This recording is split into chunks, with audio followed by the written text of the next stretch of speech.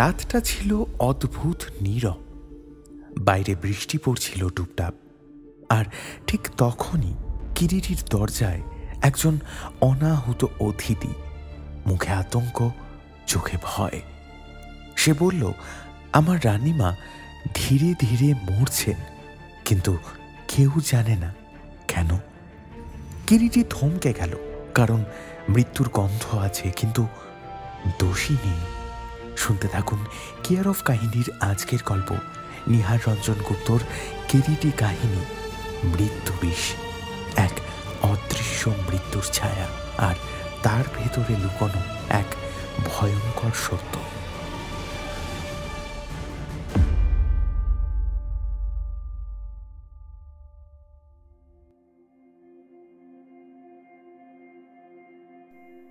চৈত্র মাসের মাঝামাঝি সময়ে গ্রীষ্মটা যে এমন প্রচণ্ড আকারে দেখা দিতে পারে, এ যেন সত্যিই ধারণারও অতীত। বাংলাদেশের হাওয়ায় যেন পশ্চিমের লুর তাপ। ঘরের জানালা দরজা সব এঁটে একেবারে পূর্ণ বেগে ফ্যান চালানো হয়েছে, তাও মনে হচ্ছে গা যেন ঝলসে যাচ্ছে। সকালে এসেছিলাম কিরিটির এখানে, কিন্তু গল্পে গল্পে বেলা অনেকটা গড়িয়ে যাওয়ায় কিরিটি আর বাসায় ফিরতে দেয়নি। মধ্যাহ্ন ভোজনের পর আটকে রেখেছে। দুপুরবেলা ঘুমানোর অভ্যেস আমার কোনোদিনই নেই, তাই ওই দিনকার খবরের কাগজটা নিয়ে জানালা দরজা আঁটা অন্ধকার ঘরের মধ্যেই সময় কাটাবার চেষ্টায় নিযুক্ত আছি। কিরিটি একটা আরাম কেদারার উপর গা এলিয়ে দিয়ে দুটি চোখ বুজে সিগার টানছে বাদশাহী মুডে। গরমটা এমন বিশ্রী যে কথাবার্তা বলতেও ইচ্ছা করে না। হঠাৎ কিরিটি কথা বলল, এই প্রচন্ড গরমে কে আবার এলেন ধন্য করতে? কি বলছিস?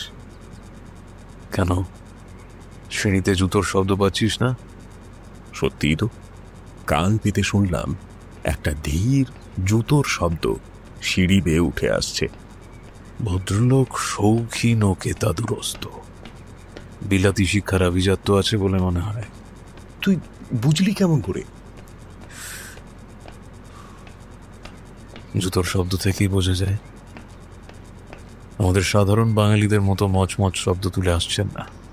জুতোর শব্দ ততক্ষণে থেমেছে। ঘরের বন্ধ দরজায় মৃদু নখ শোনা গেল। দরজাটা খুলে দিয়ে সুব্রত।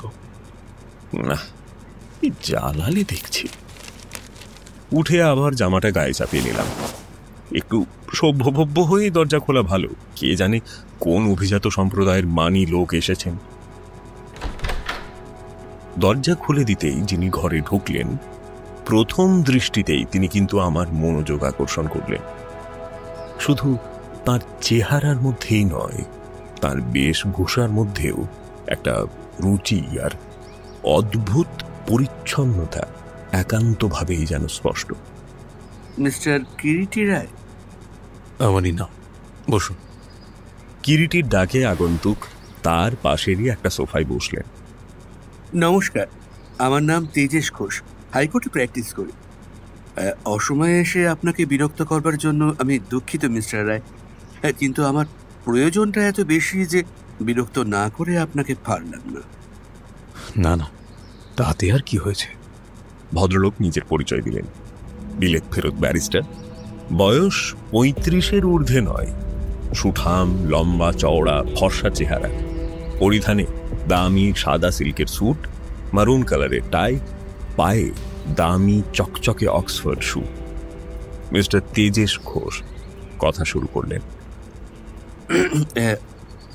দীননাথ ঝা, মানে যিনি মোমিনপুরের থানার ওসি, তারই বিশেষ অনুরোধে আপনার কাছে আসছি মিস্টার রায়। মোমিনপুর আসাম অঞ্চলে একটি ছোটখাটো বর্ধিষ্ণু শহর, এবং মোমিনপুরই বর্তমান কাহিনীর ঘটনাস্থল। হ্যাঁ, দীননাথের সাথে আমার অনেক দিনের আলাপ। সে কেমন আছে? ভালোই। আচ্ছা, এবার বলুন তো ব্যাপারটা কি? আমার বক্তব্য পেশ করবার আগে যদি একটু পটভূমি বর্ণনা করে নিই, তাতে আপনার আপত্তি আছে কি মিস্টার রায়? তাহলে আর কি আপনার কাছে আমার আসার কারণটা পরিষ্কার হবে। কোনো আপত্তি নেই, বলুন। বেশ, মোমিনপুর আসামের একটা ছোটখাটো স্টেট, এবং সেই স্টেটের রাজা হচ্ছেন ইন্দ্রজিৎ বড়ুয়া। ইন্দ্রজিৎ আমার চেয়ে বছর 4 বড়ই হবে। সম্পর্কে তিনি আমার ভগ্নিপতি হন। বছর 10 আগে ইন্দ্রজিতের সঙ্গে আমার একমাত্র বোন সুনন্দার বিয়ে হয়, এবং তার 3 বছর পরে তাদের 2টি যমজ পুত্র সন্তান রুনু আর বেনু হয়। কিন্তু দুর্ভাগ্য, রুনু ও বেনুর যখন 5 বছর বয়স, তখন হঠাৎ সুনন্দা অসুস্থ হয়ে পড়ল, নিম্নাঙ্গের পক্ষাঘাত। ফলে তাকে একেবারেই শয্যাশায়ী হতে হলো। রুনু ও বেনুর দেখাশোনার জন্য অবশ্যই একজন দায়ী ও 2জন ভৃত্য ছিল, কিন্তু সুনন্দা সেটা মনোপুত না হওয়ায় তারই বিশেষ অনুরোধে একজন গভর্নেসের জন্য কাগজে বিজ্ঞাপন দেওয়া হলো। বিজ্ঞাপনের ফলে অনেকগুলো দরখাস্ত আমরা পাই। তার মধ্যে একটি অ্যাংলো খ্রিস্টান মেয়েকে আমি ইন্টারভিউ দিয়ে কলকাতায় বসে সিলেক্ট করে ওখানে পাঠিয়ে দিই। মেয়েটির নাম মিস ডরোথি জোন্স।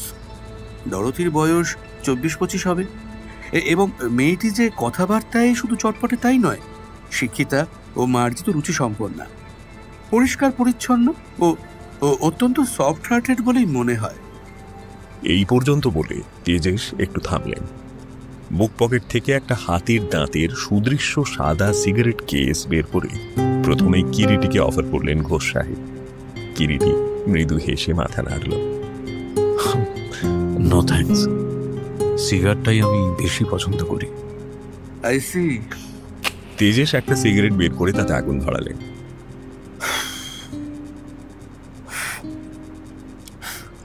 হ্যাঁ, যা বলছিলাম, মিস ডরোথিকে অ্যাপয়েন্টমেন্ট দিয়ে পাঠিয়ে দিলাম ইন্দ্রর ওখানে, এবং 1 মাস পরে রিপোর্ট পেলাম ইন্দ্র নিজে তো বটেই, সুনন্দাও নাকি ডরোথির কাজে ও ব্যবহারে অত্যন্ত highly pleased. If you don't mind, একটা কথা মিস্টার ঘোষ, কত মাইনে ঠিক হয়েছিল মিস জনসের? ও, it was a handsome salary, মাসে 400 টাকা ও খাওয়া পড়া। তারপর কি হলো? তারপর বছর 4 নির্বিবাদেই কেটে গেল। এমন সময় হঠাৎ দিন 7 আগে, গত মঙ্গলবার, ইন্দ্রর এক তার পেলাম। রুনু ও বেনু সিরিয়াসলি ইল, বড় একজন ডাক্তার নিয়ে তাড়াতাড়ি যাবার জন্য লিখেছে। আমি ডাক্তার স্যান্যালকে নিয়ে গেলাম, কিন্তু যেদিন পৌঁছলাম বেলা 10টায়, তার ঘণ্টাখানেক আগেই সব শেষ হয়ে গিয়েছে। রুনু ও বেনু মারা গিয়েছে পিকুলিয়ার ডেথ, ধীরে ধীরে সায়ানোসিস হয়ে মারা গিয়েছে। জ্বর নেই, জ্বালা নেই, 4-5 দিন ধরে হঠাৎ অসুস্থ হয়ে পড়ে। সিমটমস শুধু সায়ানোসিস। ডাক্তার স্যান্যালি মৃতদেহ দেখে প্রথম সন্দেহ প্রকাশ করলেন। ডেথ ওয়াজ নট ন্যাচারাল, স্বাভাবিক মৃত্যু নয়। There must be some foul play. Tejesh আবার থামলেন। কিছুক্ষণ আবার একটা স্তব্ধতা। তারপর ডাক্তার স্যান্যালেরই কথা মতো থানার ওসিকে খবর দেওয়া হলো। গৌহাটি থেকে সিভিল সার্জনও এলেন। ময়নাতদন্তে প্রকাশ পেল নাইট্রোবেনজেন বিষে মৃত্যু ঘটেছে, কিন্তু কেমন করে, কিভাবে এবং কার দ্বারা যে ওই মারাত্মক বিষ ওদের শরীরে সংক্রামিত করা হলো, সেটা হাজার চেষ্টা করেও জানা গেল না। এই দুর্ঘটনায় ইন্দ্র তো সাংঘাতিকভাবে মুষড়ে পড়েছে। বেচারি ডরোথি পর্যন্ত ভয়ানক শকড হয়েছে। পুয়ার গার্ল, নিজের সন্তানের মতো করে ছেলে দুটোকে মানুষ করছিল। ওদের অসুস্থ হওয়ার পর ও 5 দিন 1 মিনিটের জন্য ওদের বিছানার পাশ থেকে উঠে কোথাও যায়নি। এমনকি স্নানাহার পর্যন্ত তার বন্ধ ছিল বললেও হয়। আর সুনন্দার কথা কি বলবো, সে তো খবরটা শোনা অবধি এখনো ঘন ঘন মূর্ছা যাচ্ছে। তার অবস্থা অবর্ণনীয়। আসলে অল্প বয়সেই সুনন্দা শয্যাশায়ী হয়ে পড়ায় সে নিজে এবং আমরাও সকলেই বহুবার ইন্দ্রজিৎকে আবার বিয়ে করতে বহু অনুরোধ করেছিলাম, কিন্তু আমাদের কারো কথাই সে শোনেনি। বরাবরই সে বলেছে রুনু ও বেনুই তো তার আছে, তারা বেঁচে থাকলেই তার সবকিছু পাওয়া হবে। আর সেই রুনু বেনুই। ইন্দ্রজিতের স্টেটের বাৎসরিক আয় কত হবে বলে আপনার অনুমান মিস্টার ঘোষ? তা ধরুন বছরে 1.5 লাখ তো হবে। Quite a big state. আচ্ছা, সমস্ত সম্পত্তির একমাত্র ওয়ারিশ ইন্দ্রজিতের 2 পুত্রই তো আকস্মিক দুর্ঘটনায় মারা গেল। এখন তার সম্পত্তির আর কোনো উত্তরাধিকার আছে কি? যতদূর জানি, ইন্দ্র যদি কোনো উইল এখন অবধি না করে থাকে, তো তার 1 বছর সাতেকের বড় দাদা আছেন, বৈমাত্রেয় ভাই রাজেন্দ্র বড়ুয়া। তিনি সবকিছুর মালিক হবেন। তিনি কি করেন? তাঁরও অবস্থা ভালো, তবে ইন্দ্রর মতো নয়। গৌহাটিতে তার মস্ত বড় টিকুটের ব্যবসা আছে। বরাবরই কি তিনি ইন্দ্রজিতের সঙ্গে আলাদা?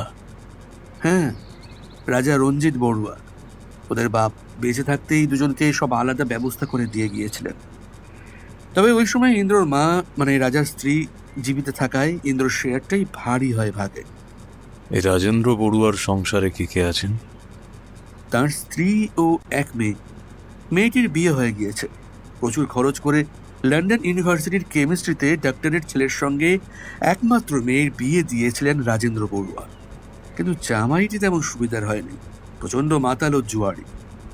প্রথম দিকটায় প্রশান্ত, মানে জামাইকে, অনেক শোধরাবার চেষ্টা করেছিলেন রাজেন্দ্র, কিন্তু কিছুই ফল হলো না। শেষটায় প্রশান্তকে ত্যাগ করতে বাধ্য হয় রাজেন্দ্র। মেয়ে নীলা এখন বাপের কাছেই আছে। এখন বলুন, দীননাথ আপনাকে আমার কাছে পাঠিয়েছেন কেন? আগেই তো বললাম, রুনু ও বেনুর আকস্মিক মৃত্যুর ব্যাপারটা একান্ত রহস্যজনক। কিন্তু দীননাথ বাবু রহস্যের কোনো কিনারাই করতে পারছেন না, তাই তিনিই আপনার নাম করে আমাকে এখানে আসতে বলেছেন। তারও ইচ্ছা, আমাদেরও বিনীত অনুরোধ, এই ব্যাপারে আপনি আমাদের সাহায্য করুন। আপনার ফিস যা লাগে অবশ্যই আমরা দিতে প্রস্তুত আছি। কিন্তু না মিস্টার রায়, আপনার কোনো আপত্তি আমরা শুনবো না। যেমন করে হোক এই মৃত্যু রহস্যের কিনারা আপনাকে করে দিতেই হবে। আপনার সম্মতি না নিয়ে কিন্তু আমি উঠবো না স্যার। দেখুন মিস্টার ঘোষ, তাহলে আপনাকে আমি খুলেই বলি, কেসটা হাতে নিতে আমার আপত্তি নেই যদি রাজা ইন্দ্রজিৎ... ও নিশ্চয়ই, 1000 বার। ইন্দ্রর সম্মতি নিয়েই তো আমি এখানে এসেছি, এবং আমি সঙ্গে করে আপনাকে সেখানে পৌঁছে দেব। বেশ, তবে দেরির প্রয়োজন নেই। আজ রাত্রে যদি যাওয়ার ব্যবস্থা করতে পারেন তো আজই আমি যেতে প্রস্তুত আছি। না, আজ আর হবে না, তবে কালকের সকালের আসাম মেলেই আমরা রওনা হব, একেবারে সকালে। তাই আমি... এরপর তেজেশ বিদায় নিলেন। ইতিমধ্যে রোদ পড়ে গিয়েছিল। আমি ঘরের জানালাগুলো খুলে দিলাম। জঙ্গলি ট্রেতে করে চায়ের সরঞ্জাম নিয়ে এসে ঘরে ঢুকল। পিছনে কৃষ্ণা, তার হাতে ট্রের ওপর তারই নিজের হাতের তৈরি প্লাম কেক। জঙ্গলির হাত থেকে ট্রেটা ত্রিপয়ের ওপর নামিয়ে কাপে চা ঢালতে ঢালতে কৃষ্ণা কথা বলল। কি এমন রাজকাজে মেতে উঠেছিলে বলো তো? 5:30 বেজে যায়, অথচ চায়ের তাড়া নেই। অন্যদিন যে 3:30 বাজতে না বাজতেই চায়ের তাগিদ আসে। রাজকার্যই বটে। কাল আসাম মেলে বাইরে চলেছি। 3-10 মতো বাইরে হয়তো থাকবো। ব্যবস্থাটা একটু করে রেখো। আসাম? হঠাৎ? কিরিটি চায়ের কাপটা হাতে নিয়ে এক টুকরো কেকে কামড় দিতে দিতে জবাব দেয়,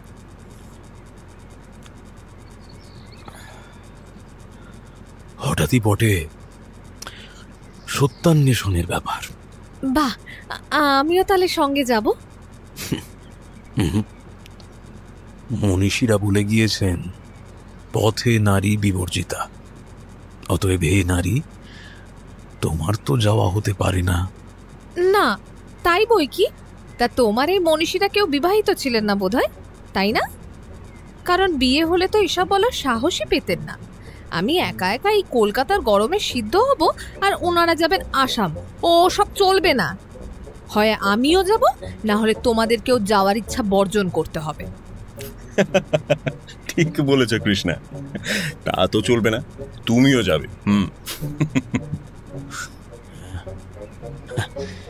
একে মা মনসা, তার উপর দাও ধুনোর ধোঁয়া। যা হোক, শেষ পর্যন্ত ট্রেনের টিকিট না পাওয়ার দরুন আসাম থেকে ফিরেই কৃষ্ণাকে নিয়ে দার্জিলিং যাবার প্রতিশ্রুতি দিয়ে কিরিটি ও আমি মমিনপুরে এসে পৌঁছলাম। উত্তর আর পশ্চিমের জঙ্গল আর দক্ষিণে পাহাড় দিয়ে ঘেরা, সত্যি ছবির মতো শহরটি। চমৎকার রাস্তাঘাট, বাসিন্দাও কম নয়। আবহাওয়াও কলকাতার থেকে অনেকটাই ঠান্ডা। রাত্রের দিকে তো গায়ে কিছু চাপা না দিলে বেশ শীতই করে। শহরের একেবারে এক প্রান্তে রাজবাড়ি, পূর্বপুরুষের আমলে সেকেলে প্রাসাদের অল্প দূরেই আধুনিক আমেরিকান ধাঁচে তৈরি নতুন রাজপ্রাসাদ। গেট পার হলেই নুড়ি ঢালা প্রশস্ত পথ একেবারে গাড়ি বারান্দা পর্যন্ত চলে গিয়েছে।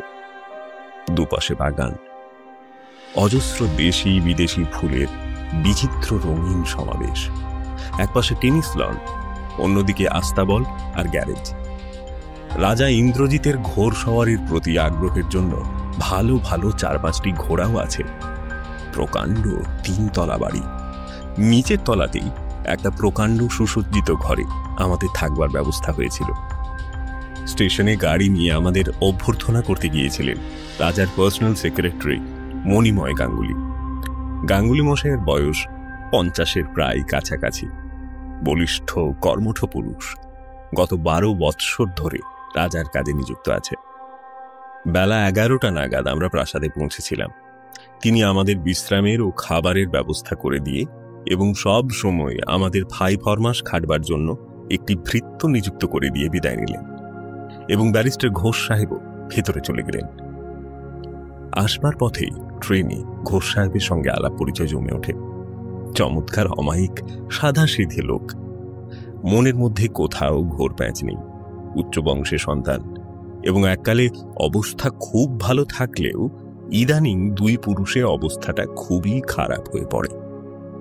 ইন্দ্রজিৎ তেজেশকে নিজের ভাইয়ের মতো স্নেহ করেন ও ভালোবাসেন। ইন্দ্রজিৎ লোকটি নিজেও উচ্চশিক্ষিত এবং অত্যন্ত আধুনিক মনোভাবাপন্ন। দানধ্যানও তার প্রচুর।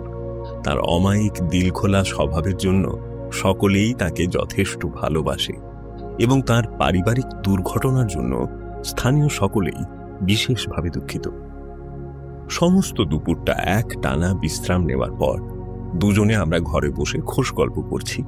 এমন সময় রাজার খাস ভৃত্য রামচন্দ্র এসে সেলাম দিয়ে জানালো রাজা আমাদের সঙ্গে দেখা করতে চান। আমরাও আর দেরি না করে প্রস্তুত হয়ে নিলাম রাজ দর্শনের জন্য। দামি ইজিপশিয়ান কার্পেটে মোড়া চওড়া সিঁড়ি দিয়ে আমরা ভৃত্যের পিছনে পিছনে দোতলায় উঠলাম। টানা একটা বারান্দা। বারান্দাটা আগা গোড়া ইটালিয়ান মার্বেল পাথরে মোড়া এবং রেলিংয়ের ধার ঘেঁষে সুদৃশ্য জয়পুরি টবে টবে নানান জাতীয় পাম ট্রি বসানো। অন্য এক ধারে বিরাট এক খাঁচায় এক ঝাঁক মনুয়া পাখি কিচিরমিচির করছে। আমরা এগিয়ে চললাম। বারান্দার শেষ প্রান্তে কাঁচের একটা ঘর। ঘরটার ছাদে ফার্ন লতিয়ে লতিয়ে একটা সবুজের ছায়া করে দিয়েছে। সেই কাঁচের ঘরের দরজার ঝুলন্ত পর্দার সামনে এসে রামচন্দ্র আমাদের ভেতরে যেতে বলল। পর্দা তুলে আমরাও ভেতরে ঢুকে গেলাম। চকচকে মসৃণ কালো মার্বেল পাথরের মেঝে, বেতের একটা টেবিল একধারে পাতা এবং তার চারপাশে খান 4-5 বেতের চেয়ার। তারই একটাতে বসে আছেন মধ্যবয়সী এক পুরুষ, পরিধানে সাদা সিল্কের পায়জামা আর ঢিলে হাতা পাঞ্জাবি গায়ে। দেহের বর্ণ কালো হলেও কালোর উপর অমন সুশ্রী নিখুঁত চেহারা সচরাচর বড় একটা চোখে পড়ে না। ব্যারিস্টার সাহেবের মুখেই শুনেছিলাম রাজা ইন্দ্রজিতের বয়স 40-এর ঊর্ধ্বেই হবে। খাঁড়ার মতো নাক, প্রশস্ত কপাল, চওড়া ভ্রু, কোঁকড়ানো চুল ব্যাকব্রাশ করা, দৃঢ় চোয়াল, দাড়ি গোঁফ নিখুঁতভাবে কামানো। রাজা সাহেবের পায়ের নিচে একটি লোমশ ককার স্প্যানিয়েল পায়ের ওপর মুখ গুঁজে বসে এবং ডান পাশে বসে বোধ করি ডরথি। গায়ের রং খুব কটা না হলেও বেশ ফর্সা, পাতলা ছিপছিপে গরম, মুখখানা একটু লম্বাটে ধরনের, টানা পাতলা ভ্রু, ছোট কপাল, নাকটা সামান্য একটু ভোঁতা, পটল চেরা না হলেও চোখ দুটি সুন্দর। সমস্ত চোখে মুখে একটা সংযত ভাব, পরিধানে বিলেতি বেশভূষা। রাজা সাহেবের অন্যদিকে বসে আছেন ব্যারিস্টার সাহেব। আমাদের ঘরে ঢুকতে দেখেই ব্যারিস্টার সাহেব এগিয়ে এলেন। আসুন মিস্টার রায়। ব্যারিস্টার সাহেবই আমাদের সঙ্গে রাজার প্রথম পরিচয় করিয়ে দিলেন। ইনি মিস্টার কেরিটি রায়, মিস্টার সুব্রত রায় ওর সহকর্মী ও বন্ধু, আর রাজা বাহাদুর ইন্দ্রজিৎ বড়ুয়া, আর ইনি মিস ডরথি জোন্স। রাজা সাহেব হাত তুলে নমস্কার জানালেন আর মিস ডরথি জোন্স হাত বাড়িয়ে দিলেন। How do you do? নমস্কার প্রতি নমস্কারের পালা শেষ হবার পর রাজা সাহেবের নির্দেশে আমরা দুজনে দুটো খালি চেয়ারে বসলাম। ইতিমধ্যে ভৃত্য ট্রেতে করে চায়ের সরঞ্জাম ও আনুষঙ্গিক প্রচুর পরিমাণে এনে সামনের বেতের টেবিলের ওপর নামিয়ে রাখল। মিস ডরথি সঙ্গে সঙ্গে উঠে প্লেটে কাপ সাজিয়ে চা তৈরি করতে লাগলেন। চা পানের সঙ্গে সঙ্গে মামুলি কথাবার্তা চলতে লাগলো। দেখলাম রাজা সাহেব যেমন বিনয়ী তেমনি শান্ত, খুব ধীরে ধীরে কথা বলেন। চা পানের পর মিস ডরথি জোন্স বিদায় নিলেন। রইলাম আমরা চারজন। টেবিলের ওপরে সুদৃশ্য হাতির দাঁতের তৈরি একটা সিগারেট কেস ছিল। সেটা হাতে নিয়ে কেসটি ঢাকনা খুলে রাজা সাহেব প্রথমে কিরিটির দিকে এগিয়ে দিলেন। কেস ভর্তি Egyptian special brand cigarette. Kiriti নিজের সিগার প্রীতির কথা জানিয়ে ধন্যবাদের সঙ্গে মৃদু হেসে প্রত্যাখ্যান জানালো ও সঙ্গে সঙ্গে নিজের সিগার কেসটি বের করলো। আমিও ধন্যবাদ জানালাম। অভ্যাস নেই, দু এক সময় কখনো সখনো শখ করে এক আধটা ওই খেয়ে নি। তারপর রাজা সাহেব নিজে একটি নিয়ে শ্যালককে একটি দিলেন।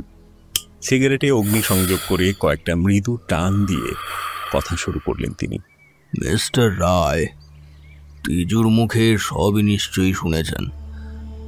আনএক্সপেক্টেড, রুড শক, কল্পনাতীত। এও বোধ হয় আপনি শুনেছেন আমার স্ত্রী বহুদিন যাবৎ একেবারে শয্যাশায়ী। আমার চাইতে এই দুর্ঘটনার আঘাতটা তারই অনেক বেশি লেগেছে। কথাগুলো বলতে বলতে রাজার কণ্ঠস্বরটা কেমন যেন ভারী হয়ে এলো। অন্যদিকে মুখ ফেরালেন তিনি। ইন্দ্রজিৎ যে প্রাণপণে নিজেকে দমন করবার প্রয়াস করছেন সেটা বোঝা গেল। আবার কথা বললেন ইন্দ্রজিৎ। এত বড় দুর্ভাগ্য যে আমার ঘনিয়ে উঠেছে। বিশ্বাস করুন, 7 দিন আগেও আমি তা টের পাইনি মিস্টার রায়। শিকারে যাবার 2 দিন আগে ওদের গভর্নেস মিস জোন্স অবশ্যই আমায় বলেছিল কিছুদিন ধরে বাচ্চাদের শরীর নাকি ভালো যাচ্ছে না। তাকে বলে গেলাম স্টেটের ডাক্তার বংশীধরকে যেন একবার ডেকে ওদের দেখানো হয়। ডাক্তার দেখানো হয়েছিল? হ্যাঁ, দেখানো হয়েছিল বই কি। ডাক্তারকে জিজ্ঞাসা করে জেনেছিলাম সে নাকি তাদের শরীরে বিশেষ কোনো ডেফিনেট অর্গানিক ডিফেক্টস পায়নি, তবে তবে বেশ একটু অ্যানিমিয়া ছিল। আর তখনই সায়ানোসিসের লক্ষণ নাকি ওদের দুজনেরই শরীরে একটু একটু করে প্রকাশ পেয়েছিল। কিন্তু শরীরে ওদের সায়ানোসিসের কোনো উপসর্গ খুঁজে না পাওয়ায় তখন ব্যাপারটা তেমন সিরিয়াসলি নেয়নি। সাধারণত এই সময় আমি শিকারে যাই না, কিন্তু কলকাতা থেকে আমার এক বন্ধু এসেছিল। সে বিশেষ করে ধরায় শিকারে যেতে হয়েছিল বই কি। 3-4 বাইরে ছিলাম। এমন সময় কুমাররা অসুস্থ হয়ে পড়ায় মিস জোন্স এবং মণিময় আমার কাছে স্পেশাল মেসেঞ্জার পাঠিয়ে দেয়। খবর পেয়েই আর আমি দেরি করিনি, ঘোড়ায় চেপে সেদিন ভোর নাগাদ ফিরে আসি। এসে দেখলাম কুমারদের অবস্থা খুবই খারাপ। সঙ্গে সঙ্গে গৌহাটিতে সিভিল সার্জনকে কল দিই এবং কলকাতায় তেজুকে তার করে দিই। একজন ভালো ডাক্তার নিয়ে সে যেন অবিলম্বে চলে আসে। বলতে বলতে ইন্দ্রজিৎ একটু থামলেন আবার এবং অন্যমনস্ক হয়ে কিছুক্ষণ নিঃশব্দে সামনের দিকে তাকিয়ে রইলেন, যেন কিছু ভাবছেন। ঘটনাটা রাজার মনে বিশেষ দাগ কেটেছে। কিছুক্ষণ পর আবার ইন্দ্রজিৎ কথা বলতে শুরু করলেন। ডাক্তার বংশীধর এবং সিভিল সার্জন দুজনেই সমস্তটা দিন রাত ধরে যথেষ্ট চেষ্টা করলেন, কিন্তু দুর্ঘটনাকে ঠেকিয়ে রাখা গেল না। সকাল 9টা নাগাদ সব শেষ হয়ে গেল। তেজু ডাক্তার সান্যালকে সঙ্গে নিয়ে এসেছিল। তিনি সব রোগ দেখে এবং রোগ লক্ষণের ইতিহাস শুনে প্রথম মৃত্যুর ব্যাপারে সন্দেহ প্রকাশ করেন। তিনি বললেন কুমারদের মৃত্যুর ব্যাপারটা নাকি স্বাভাবিক নয়। সিভিল সার্জনও তখন বললেন গোড়া থেকে তারও নাকি সেই রকমই একটা সন্দেহ হচ্ছিল মনে মনে, তীব্র কোনো বিষের ক্রিয়াতে মৃত্যু ঘটেছে। ডাক্তার সান্যাল এবং সিভিল সার্জনের পরামর্শ মতোই তখন আমি কতটা বাধ্য হই থানায় কবর পাঠাই। দীননাথ ঝা এলেন এবং মৃতদেহগুলির ময়না তদন্তের ব্যবস্থা করা হলো এবং শেষ পর্যন্ত ময়না তদন্তের দ্বারাই সব জানা গেল। মৃত্যু বিষক্রিয়াতেই হয়েছিল। Yes, nitrobenzene is responsible for the death. কিন্তু আমার বোধগম্যের বাইরে যেটা হচ্ছে, কি উপায় এবং কার দ্বারাই বা সেই ভয়ানক বিষ কুমারদের দেহে সংক্রামিত হলো আর কেনই বা হলো।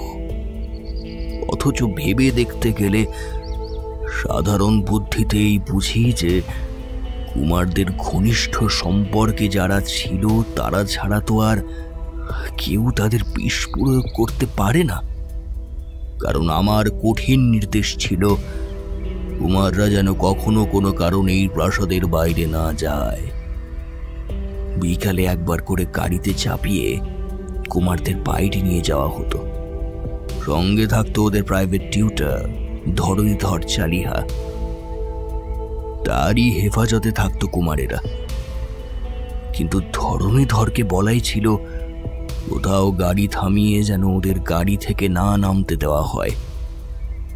এত সতর্ক আমি ছিলাম মিস্টার রায়, আমি এতটাই সতর্ক ছিলাম। বিশেষ করে ওদের মা অসুস্থ থাকায় সর্বদা ওদের উপরে আমার খুব বেশি সজাগ দৃষ্টি ছিল। তবু দেখুন কোথা দিয়ে কি হয়ে গেল। ওই বেড়াবার সময় ছাড়া কুমাররা কি কখনো অন্তর্মহল থেকে বের হতো না? না, কখনোই না। ওদের থাকা, খাওয়া, শোয়া, খেলা, এমনকি পড়াশোনা করবার সমস্ত ব্যবস্থাই প্রাসাদের ভিতরে করে দিয়েছিলাম। ওদের সব কিছুর ব্যবস্থা পরপর পাশাপাশি 3টে ঘরেই ছিল। ওদের মা যে ঘরে থাকেন একেবারে তারই পাশে। কুমারদের দৈনন্দিন জীবনের রুটিনটা আমাকে একবার বলবেন রাজা সাহেব? সকালে উঠে প্রাতরাশ শেষ করে বেলা 7টায় ওরা ধরণীর কাছে পড়তে যেত। 9:30টায় পড়া শেষ করে ওরা ওদের খেলাঘরে যেত। ওই সময় সঙ্গে থাকতো মিস জোন্স। সকাল 10:30টায় স্নান সেরে খাবার খেয়ে বেলা 12টা পর্যন্ত বিশ্রাম। 12টা থেকে বেলা 2টো পর্যন্ত ওদের পড়বার ঘরের পাশেই একটা ছোট্ট ঘরে লাইব্রেরি করে দিয়েছিলাম। সেখানে বসে ওদের ইচ্ছে মতো পড়াশোনা করতো বা কখনো কখনো ছবিও আঁকতো। 2টো থেকে 3টে পর্যন্ত থাকতো ওদের মায়ের কাছে, মায়েরই ঘরে। 3টে থেকে 4টের মধ্যে ওদের পরিষ্কার পরিচ্ছন্ন করে বিকালের জল খাবার খাওয়াতো মিস জোন্স। 4:30টের সময় গাড়িতে চেপে ওদের টিউটার ধরণীর সঙ্গে বাইরে যেত বেড়াতে। 5:30টা নাগাদ ফিরে এসে সন্ধ্যা 7টা পর্যন্ত ধরণীর কাছেই পড়াশোনা করত। 8টায় খেয়ে শুয়ে যেত। শোবার পর তারা যতক্ষণ না ঘুমোতো মিস জোন্স ওদের কাছেই থাকত। আরেকটা কথা, কুমারদের সঙ্গে খুব ঘনিষ্ঠ এ বাড়ির মধ্যে কারা কারা ছিল? বললামই তো, আমি, আমার স্ত্রী miss Jones, tutor Dharanidhar Chaliha, ওদের পার্সোনাল চাকর মানিক এবং ছোটবেলার দাইমা নলিনী। এই ধরণী বাবু, মিস জোন্স, মানিক ও নলিনী, এরা কে কতদিন ধরে এই প্রাসাদে আছে? নলিনী তো ওদের জন্মাবার সময় থেকেই দেখাশোনা করে আসছে। তা ধরুন 9 বছর তো হবেই। মানিকও আছে, তা প্রায় বছর 7। আর মিস জোন্স এসেছেন আমার স্ত্রীর অসুস্থ হবার মাস কয়েক বাদে, তাও 4 বছর তো হবেই। এদের মধ্যে কি কত মাইনে পেত? খোরাক পোশাক বাদে যতদূর জানি মানিক 50 টাকা, নলিনী 100 টাকা, ধরণী 150 টাকা এবং মিস জোন্স হয়তো 450 টাকার আশেপাশে পান। কিছু মনে করবেন না রাজা সাহেব, এদের মধ্যে কাউকে আপনার কোনো রকম সন্দেহ হয়? কিরিটির প্রশ্নে রাজা ইন্দ্রজিৎ ওর মুখের দিকে তাকালেন। তার চোখের দৃষ্টিতে বিস্ময় ও প্রশ্ন যেন একসঙ্গে ফুটে ওঠে। আপনি কি এদেরই কাউকে এই ব্যাপারে সন্দেহ করেন মিস্টার রায়? দেখুন রাজা সাহেব, কথাটা ঠিক তা নয়। রহস্যোদ্ঘাটনের ব্যাপারে আমাদের মন যতক্ষণ না একটা স্থির মীমাংসায় পৌঁছয়, ঘটনাস্থলের আশেপাশে যারা ছিল বা থাকে তাদের প্রত্যেকের উপরই ততক্ষণ সন্দেহ আসে। তাদের স্বভাব চরিত্র, গতিবিধি সবকিছুই আমাদের জানবার প্রয়োজন হয়। অবশ্যই তার মানে এও নয় যে কাউকে সন্দেহ করছি বলেই সত্যিকারের সে দোষী হবে। না, আমার কারো উপরেই সন্দেহ হয় না। আর হবেই বা কেন বলুন? কুমারদের বিষ প্রয়োগে হত্যা করবার পিছনে ওদের 4 জনের কারই বা এমন স্বার্থ থাকতে পারে? আপনারা বলেন মোটিভ ছাড়া হত্যা হয় না, কিন্তু আমি তো ভেবেই পাচ্ছি না ওদের কারো কোনো মোটিভ থাকতে পারে। একদিক দিয়ে অবশ্যই আপনার কথা আমি অস্বীকার করতে পারছি না, তবে এমন কথাও আপনি জোর করে বলতে পারেন না যে সত্যি সত্যি ওদের 4 জনের কারো কোনো মোটিভই থাকতে পারে না। কার স্বার্থ যে কিসে এবং এই জগতে মানুষ যে কি জন্য কি করে বা করতে না পারে এ বোঝা সত্যি কঠিন। কিন্তু সে কথা থাক। এ ব্যাপারে অর্থাৎ এদের মধ্যে 4 জনের কাউকে সন্দেহের ব্যাপারে আপনার স্ত্রীর মানে রানী সাহেবেরও মতামত কি তাই? সুনন্দার কথা আমি বলতে পারি না মিস্টার রায়, তবে আমার মনে হয় আমার সঙ্গে সে দ্বিমত হবে না। একটা কথা এই প্রসঙ্গে জিজ্ঞাসা করে রাখি, যদি আমার প্রয়োজন হয় এবং আপনার স্ত্রীকে কয়েকটা কথা জিজ্ঞাসা করতে হয়, তাহলে আপনার কোনো অমত হবে না তো? নিশ্চয়ই না। তাছাড়া সুনন্দা জানে যে আপনারা এই ব্যাপারে রহস্যোদ্ঘাটনের জন্য প্রাসাদে আমন্ত্রিত হয়ে এসেছেন। তেজুই তাকে জানিয়েছে। হ্যাঁ, নন্দাকে বলেছি আমি আগেই আপনাদের কথা। তিনি কি বললেন? হ্যাঁ বা না কিছু বলেনি বটে, তবে তার যে খুব বেশি অমত নেই তা বোঝা গেল। কি সে বুঝলেন সে কথা? ভুলে যাচ্ছেন কেন মিস্টার রায়? এত বড় নৃশংস ব্যাপারকে কি সে অত সহজেই ক্ষমা করতে পারে? জবাবে কিরিটি মৃদু হাসল মাত্র, কোনো জবাব দিল না। একসময় রাজভৃত্য রামচন্দ্র এসে ঘরের আলো জ্বালিয়ে দিল। ইতিমধ্যে কখন একসময় সন্ধ্যার অন্ধকার ঘন হয়ে এসেছিল আমরা টেরই পাইনি। আলো আসায় তবে খেয়াল হলো। রামচন্দ্র রাজার সামনে এসে জানালো, মিস জোন্স বলেছেন মহারাজের সন্ধ্যার স্নানের সময় হয়ে গেছে। রামচন্দ্রের কথায় রাজা উঠে পড়লেন। সত্যি 6:30 বেজে গিয়েছে। আপনারা কিছুক্ষণের জন্য আমায় ক্ষমা করবেন। আসলে কি শীত কি গ্রীষ্ম, আমার 2 বেলায় স্নান করা অভ্যাস। তেজু রইল, আপনাদের যা কিছু প্রয়োজন মিস্টার রায়, তেজুকে বললেই ও সমস্ত ব্যবস্থা করে দেবে। হ্যাঁ হ্যাঁ, নিশ্চয়ই, আপনি যান। ইন্দ্রজিৎ ঘর থেকে বেরিয়ে গেলেন। কিছুক্ষণ আবার স্তব্ধতা, তারপর হঠাৎ কথা বললেন তেজেশ। সত্যি মিস্টার রায়, ডরোথির ঋণ আমরা কোনোদিনই শোধ করতে পারবো না। এই এত বড় শোকের সময়ে ডরোথি যদি ইন্দ্রর পাশে না থাকতো, ও বোধহয় পাগল হয়ে যেত। শুধু কি ইন্দ্রর দিকে ওর নজর, নন্দার দিকেও ওর সদা সতর্কের অভাব নেই। তা তো দেখতেই পেলাম। রাজার ব্যাপারে মিস জোন্স একটু বিশেষই মনোযোগী।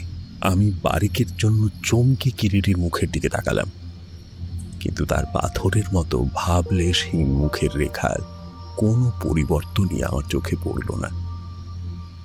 কথায় কথায় ব্যারিস্টার তেজেশ কিরিটির কথা শুনতে পাননি। তিনি নিজের কাহিনী বলেই চললেন।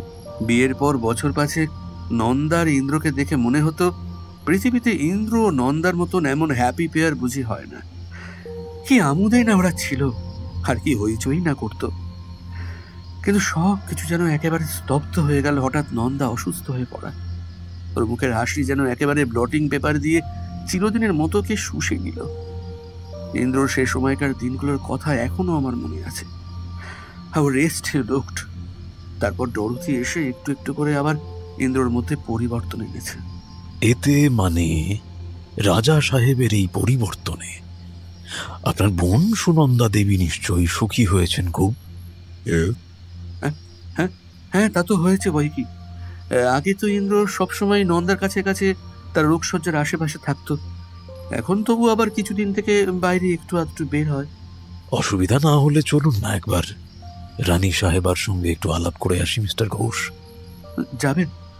বেশ তো, একটু তাহলে অপেক্ষা করুন আপনারা। আমি আগে একটা খবর দিয়ে আসি। তাই যান। ব্যারিস্টার তেজেশ চলে গেলেন খবর দিতে। ঘরের মধ্যে আমি আর কিরিটি দুজনে মুখোমুখি। হঠাৎই আমার দিকে তাকিয়ে প্রশ্ন ছড়ে দিল কিরিটি। বিক্রম উর্বশী, আর ওটা পড়েছিস সুব্রত? মহাকবি কালিদাসের লেখা। হ্যাঁ হ্যাঁ হ্যাঁ, পড়েছি তো, পড়বো না কেন? কিন্তু আমাদের রানী সাহেব আর নিশ্চয়ই পড়া নেই, না থাকাই সম্ভব। কিন্তু ব্যাপারটা কি কিছু আঁচ করতে পারছিস? কিছু কিছু, তবে আমি বিবৃতি দান করব রানীর সঙ্গে মোলাকাতের পর। ব্যারিস্টার সাহেব বোধহয় এদিকেই আসছেন। কিরিটির কথাই ঠিক।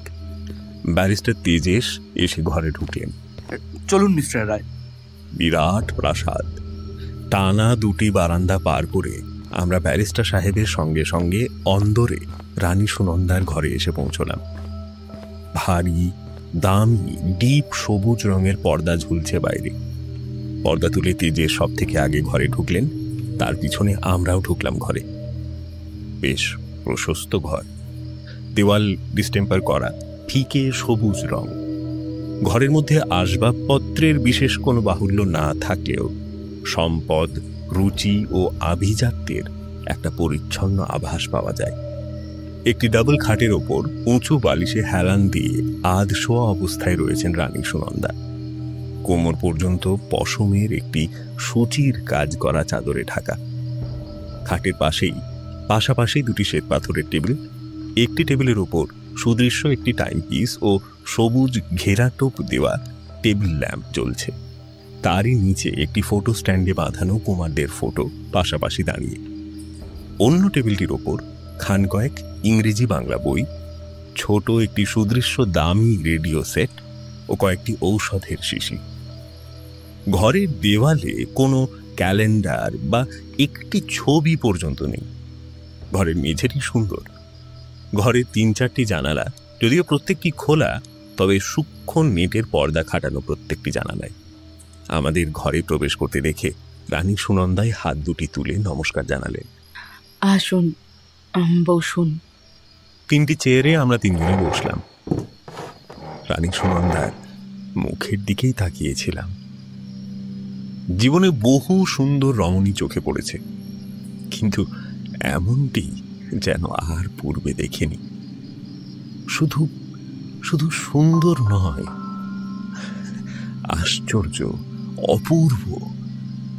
গায়ের রং হয়তো এককালে খুবই ফর্সা ছিল, দীর্ঘদিন শয্যাশায়ী থেকেও রোগে ভুগে ভুগে একটু ফ্যাকাশে ও রক্তশূন্য মনে হয়। লম্বাটে ধরনের মুখখানি, চওড়া কপাল, যেমন সুন্দর নাক তেমনি সুন্দর চোখ, পাতলা ফুলের পাপড়ির মতো ঠোঁট। কিন্তু মুখের দিকে তাকালেই মনে হয় একটা গভীর ক্লান্তি ও যাতনার চিহ্ন যেন মুখের রেখায় স্পষ্ট হয়ে উঠেছে। নন্দা, পরিচয় করিয়ে দিই, মিস্টার কিরিটি রায় ও ওরই বন্ধু সুব্রত রায়। আমরা পরস্পরকে নমস্কার জানালাম। ভাবছিলাম কিরিটি কিভাবে তার কথা আরম্ভ করবে, কিন্তু কিরিটিকে কথা আরম্ভ করতে হলো না। শুরু করলেন ব্যারিস্টার সাহেবই। যা হবার তা তো হয়েই গিয়েছে নন্দা। ভেবে আর কি হবে, কিন্তু যে এত বড় সর্বনাশ আমাদের করে গেল, তাকে যদি শাস্তি না দিই তো শুনু বেনুর আত্মা শান্তি পাবে না। রানী সুনন্দা চুপ করে রইলেন, ভাইয়ের কথায় কোনো জবাব দিলেন না। দেখুন রানী সাহেবা, এ ব্যাপারে হাত দেওয়ার আগে আপনার মতামতটা জানা আমার প্রয়োজন। অবশ্যই জানবেন, আপনার মত না থাকলে আমি কালই ফিরে যাব। কিরিটির কথায় চকিতে মুখ তুলে রানী সুনন্দা ওর মুখের দিকে তাকালেন। পারবেন কি আপনি মিস্টার রায়? পারো আশা করি। বেশ, তবে চেষ্টা করুন। আপনার মনের অবস্থা আমি বুঝতে পারছি রানী সাহেবা, তথাপি কয়েকটা প্রশ্ন না করে আমি পারছি না। এবারে কিরিটি হঠাৎ ব্যারিস্টার সাহেবের দিকে ফিরে তাকালো। মিস্টার ঘোষ যদি কিছু মনে না করেন তো আমার ইচ্ছা রানী সাহেবাকে আলাদাভাবে কয়েকটা প্রশ্ন করতে চাই। নিশ্চয়ই নিশ্চয়ই, আমি বাইরেই আছি নন্দা। ব্যারিস্টার তেজেশ ঘর থেকে চলে গেলেন। সুনন্দা দেবী, এখানে কেউ নেই, সত্যি করে বলুন তো আমায়, আপনার প্রিয়তম পুত্রদের হত্যার ব্যাপারে কি আপনি কাউকে সন্দেহ করেন?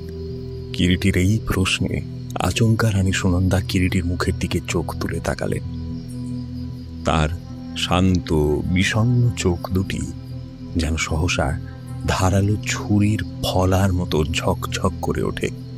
স্থির অপলক দৃষ্টিতে রানী কিছুক্ষণ কিরিটির চোখে চোখে তাকিয়ে রইলেন। বলুন, কার উপরে যদি এতটুকুও আপনার সন্দেহ থাকে, যদিও এখানে কোনো তৃতীয় ব্যক্তি নেই, তবু জানবেন আমি ও সুব্রত ছাড়া এখানে এ কথা এ জগতের আর কেউ জানতে পারবে না।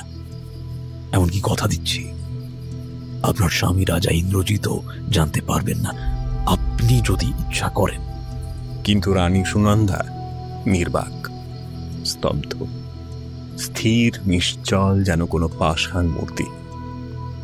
দেখতে দেখতে রানী সুনন্দার প্রখর ধারালো ছুরির ফলার মতো দৃষ্টি ক্রমে যেন ঝিমিয়ে নিস্তেজ অবসন্ন হয়ে এলো। কাকে আর সন্দেহ করব মিস্টার রায়, সবই আমার দুর্ভাগ্যের দোষ, নইলে এমন অঘটনই বা ঘটবে কেন? রুনো বেনুকে এমন করেই বা আমাকে হারাতে হবে কেন বলুন তো? বলতে বলতে রানী সুনন্দার কণ্ঠস্বর কান্নায় জড়িয়ে এলো। আচ্ছা, আপনার স্বামী নিশ্চয়ই আপনাকে খুব ভালোবাসেন, না? অন্তত সেরকমই শুনেছি। হ্যাঁ, বোধ হয় ভালোবাসেন। বোধ হয় কেন বলছেন? সত্যি, এই অভাগীর প্রতি তার যথেষ্ট দয়া। আচ্ছা, একটা কথা, আপনার ইচ্ছা ক্রমেই তো আপনার ছেলেদের সর্বদা দেখাশোনা ও যত্ন নেবার জন্য মিস ডরোথি জোন্সকে এখানে আনা হয়েছিল, তাই না? হ্যাঁ, তাই বোধহয় ডাইনির নিঃশ্বাসে নিঃশ্বাসেই রুন বেনু আমার অকালে ঝরে গেল। বলবেন না, বলবেন না আর ওর কথা। জানেন মিস্টার রায়, ও জাদু জানে। আমার স্বামীকেও জাদু করেছে, ছেলে দুটোকেও আমার জাদু করেছিল।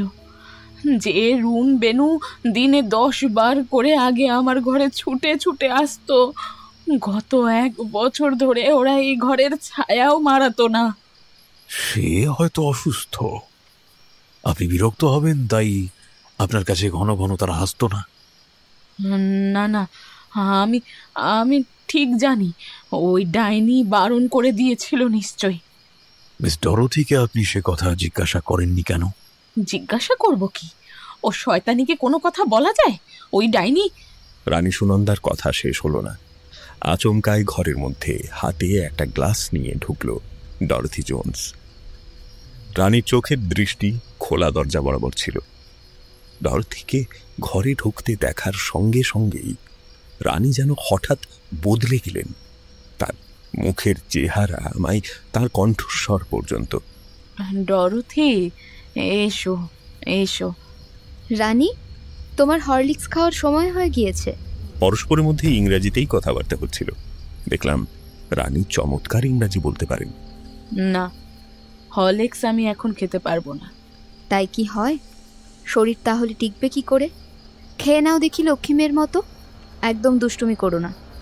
রানী এবারে হাত বাড়িয়ে ডরথির কাছ থেকে গ্লাসটা নিয়ে এক চুমুকে হরলিক্সটা সবটা খেয়ে নিলেন। ডরথি সযত্নে ন্যাপকিন দিয়ে রানীর মুখ মুছিয়ে যেমন নিঃশব্দে ঘরের মধ্যে এসেছিল তেমনি নিঃশব্দেই আবার বেরিয়ে গেল। আমরা যে দুটি প্রাণী ঘরের মধ্যে আছি সেদিকে তাকাবার প্রয়োজন মাত্রও যেন বোধ করল না। আশ্চর্য, ডরথির বেরিয়ে যাবার সঙ্গে সঙ্গে রানীর চোখে মুখে আবার সেই বিতৃষ্ণা ও ঘৃণা যেন রুক্ষভাবে ফুটে উঠল। কিছুক্ষণ কারো মুখেই কোনো কথা থাকে না। ঘরের মধ্যে একটা বিশ্রী স্তব্ধতা যেন আমাদের ঘিরে ধরেছে। হঠাৎ চমক ভাঙল রানীর কণ্ঠস্বরে। দেখলেন তো মিস্টার রায়, গায়ে পড়ে কিভাবে স্নেহ জানাতে আসে। দু চক্ষের বিষ আমার। পছন্দ যখন করেন না মিস জোন্সকে, বরখাস্ত করলেই তো পারেন। আর তাছাড়া যে জন্য ওকে এখানে নিযুক্ত করা হয়েছিল তারও তো আর কোনো প্রয়োজন নেই। বরখাস্ত? হ্যাঁ, এ হয়েছে আমার সাপের ছুঁচো গেলা। গিলতেও পারছি না, উগরাতেও পারছি না। কেন বলুন তো? আর কেন বলতে লজ্জায় আমার মাটির সঙ্গে মিশে যেতে ইচ্ছে হচ্ছে। আমার আমার অমন দেবতার মতো স্বামী এই ডাইনির খপ্পরে পড়ে একেবারে সম্পূর্ণ পাল্টে গিয়েছে। আপনার কথা কি তিনি আজকাল আর শোনেন না? না না, তা কেন, শোনেন বই কি। তবে কেমন করে এ কথা তার কাছে বলবো বলতে পারেন? আমিও তো মেয়ে মানুষ। 5 বছর ধরে এইভাবে পঙ্গু হয়ে বিছানায় পড়ে আছি। চোখের উপরেই তো দেখছি কিভাবে দিনের পর দিন লোকটা তার জীবনের সমস্ত স্বাদ আহ্লাদ বাদ দিয়ে আমার বিছানার পাশে পাশে থেকেছে। সদা সতর্ক দৃষ্টি কেমন করে আমায় সুখে রাখবে। অমন আমুদে হাসি খুশি লোকটা আমার পাশে পাশে থেকে হাসতে পর্যন্ত ভুলে গিয়েছিল। স্ত্রী হয়ে কেমন করে তা সহ্য করি বলুন। মিস জোন্স এখানে আসবার পর থেকে আবার ওর মুখে হাসি ফুটেছে। তাই তাই মিস্টার রায়, সব বুঝেও কিছু বলতে পারি না। স্বার্থপরতার এত বড় আঘাত হানতে আমি পারি না। এই যে আমার কি যন্ত্রণা আপনারা বুঝবেন না। পুরুষ তো, বুক ভেঙে যায়, তবু মুখ বুজে থাকি।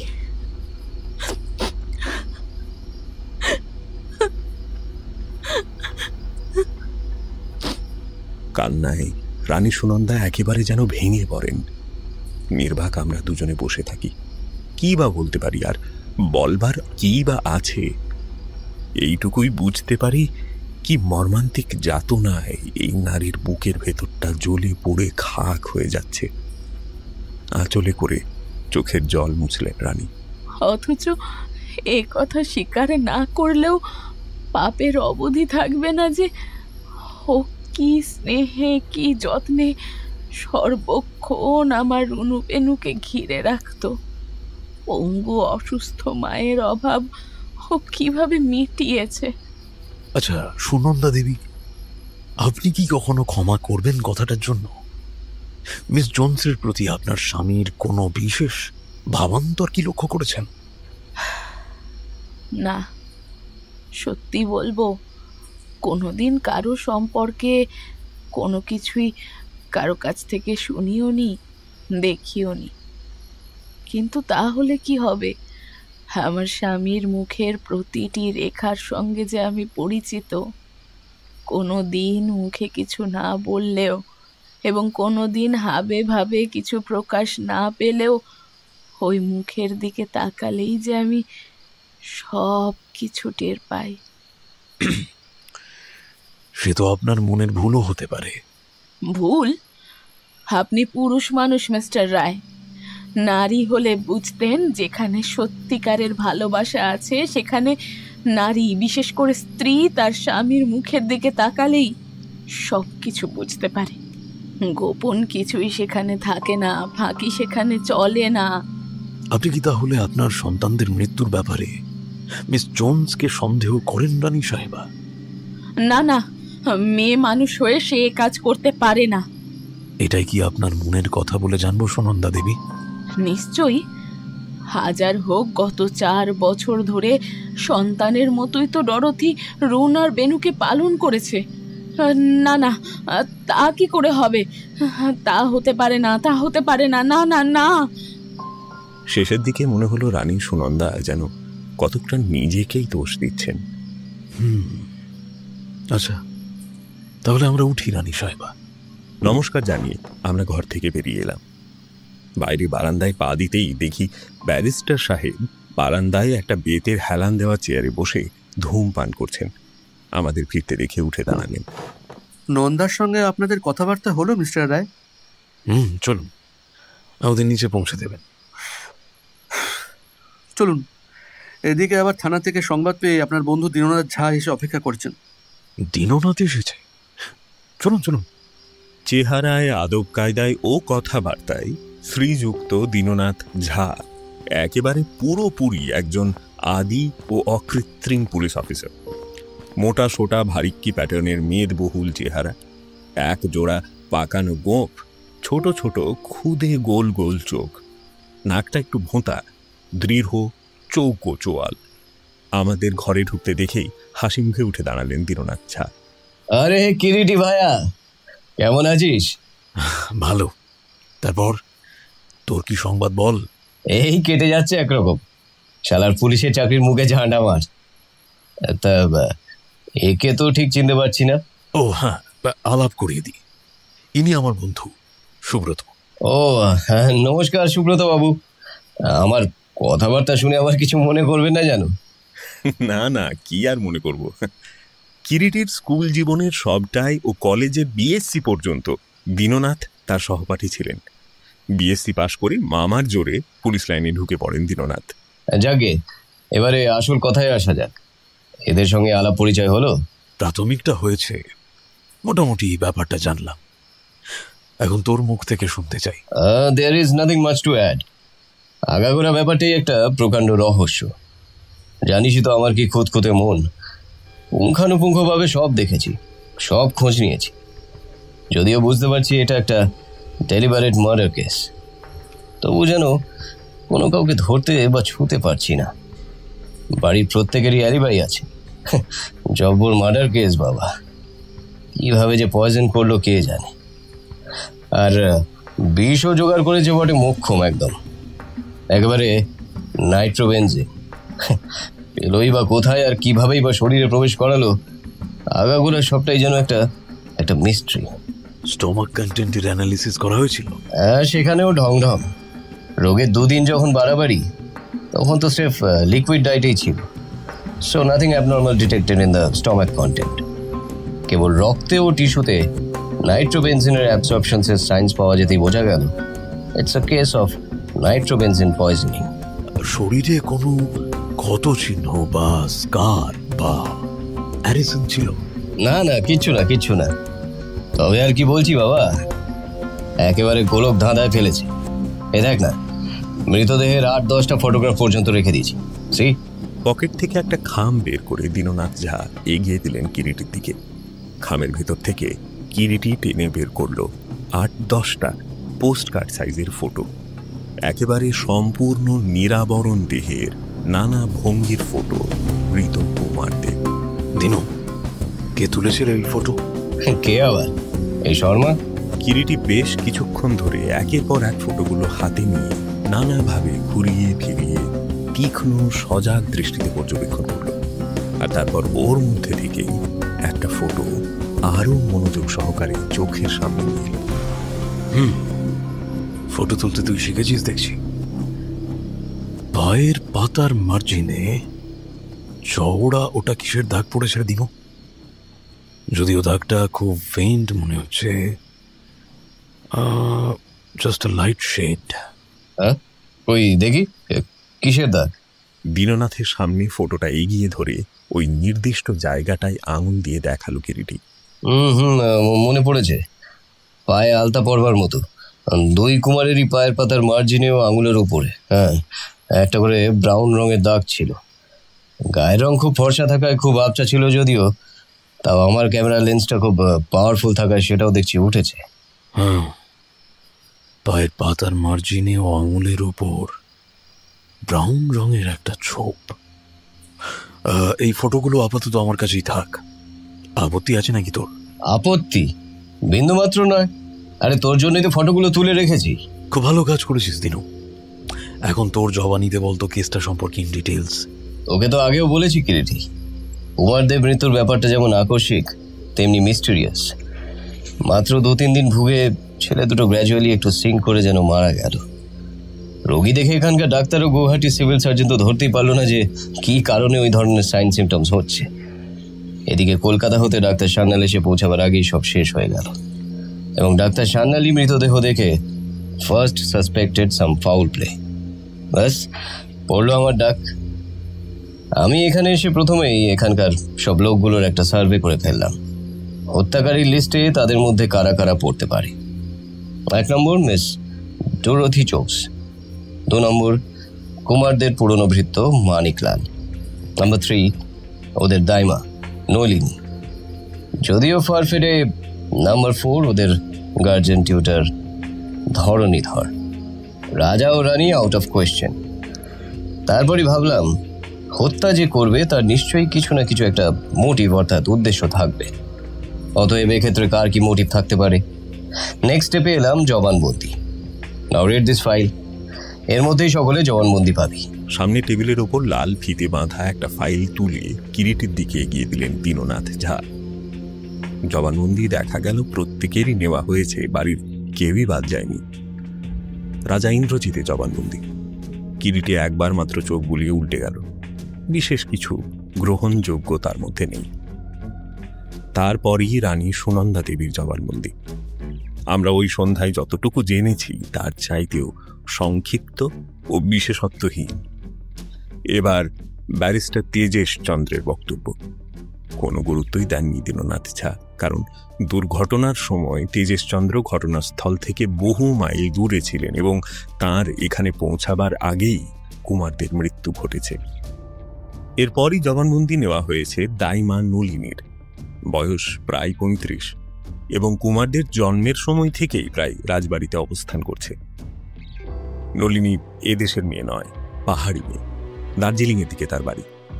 তার মা আসামের একটি এস্টেটে কামিনীর কাজ করত এবং সেখানেই কাজ করতে করতে চা বাগানের ছোট সাহেবের নজরে পড়ে যায় এবং তারই ফলে নলিনীর জন্ম হয়। এই হলো নলিনীর জন্ম পরিচয়।